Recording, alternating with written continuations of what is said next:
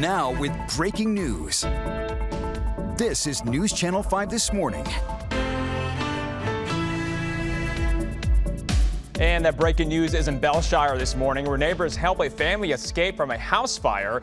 Crews were called to Westchester Drive at about 3:30 this morning. They said flames were shooting out the front door. A neighbor tells us she banged on the doors and windows until everyone woke up and got out.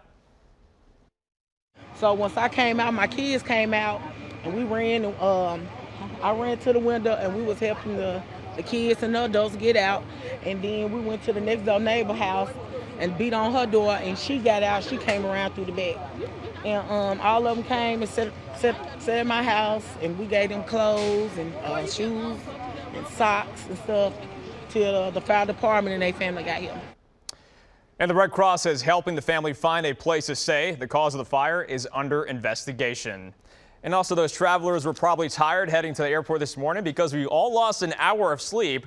Our chief photographer, Mike Rose, is watching our clocks at the station this morning to see them skip ahead from 2 to 3 this morning for daylight saving time.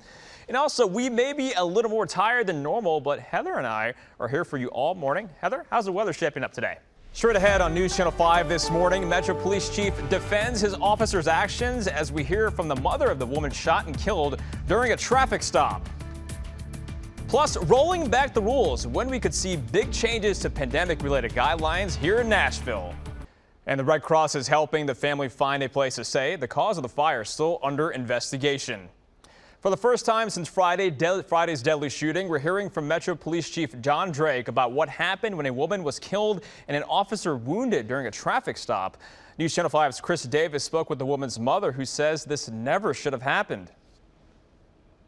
Step out. It's the same video, but two key players in this tragedy draw very different conclusions. I've reviewed the body cam footage, and he appeared to do everything he could to try to de-escalate the situation.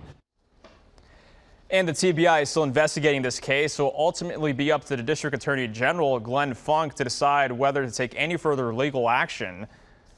And we have full 8-minute body camera video on Friday's shooting posted under this story on our website. Just check it at newschannel5.com if you want to go ahead and see it for yourself. And the TBI is also investigating a second shooting involving Metro Police Friday. Investigators say a woman called 911 that night saying she wanted police to shoot her. Both officers and firefighters arrived at the scene on Greer Road in Goodlettsville and tried talking to her, but somehow the situation escalated and one of the officers used his taser. Then at least one officer shot the woman. She's in critical condition. And also, to get push alerts and updates on cases like these, just download the News Channel 5 app. It's free in both the Apple Store and through Google Play.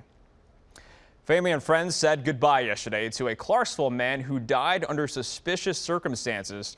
20-year-old He had an impact on everyone.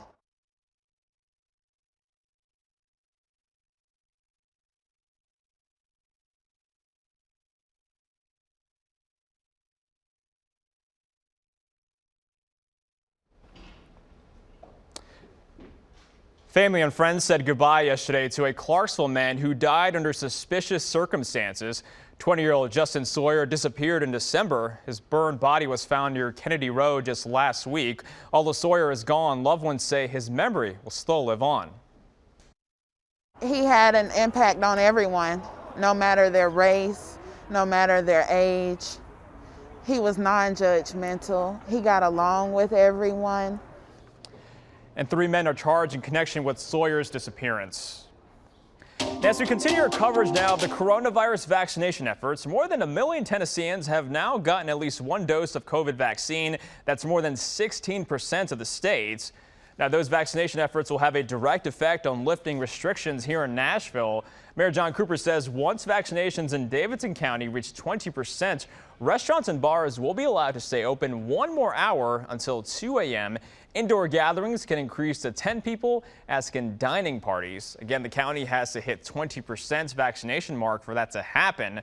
The county says if that happens this week, these new rules will take effect the weekend of the 27th. And spring break has started, and airports are the busiest they've been in nearly a year. Officials from the airport say they've seen around 10,000 people here in a day, and with spring break, that number is expected to jump to 18,000. Now, that's still below pre-pandemic levels for this time of the year, but BNA says that shows more people just feel comfortable traveling. Even with COVID numbers going down, the airport is still doing their best to keep passengers safe. You still have to wear masks, and surfaces that many people use, like escalator handles, are cleaned frequently. There's also plenty of hand sanitizer as well as plexiglass around the airports. A negative COVID test isn't required, but CDC recommends getting tested before you travel. Now, travelers we spoke with say even though things are getting better, they still want to be careful. I think everything's been settled, and I think everybody's taking precautions, so we feel a lot better about it right now. After everything we touch something, we sanitize. Right when we sit down, we sanitize. We make sure we take all the right precautions. And airport officials also recommend people to get here 2 hours before their flight, given how busy it also may get. Also coming up, an effort to get fresh fruits and veggies out of one of Nashville's underserved communities.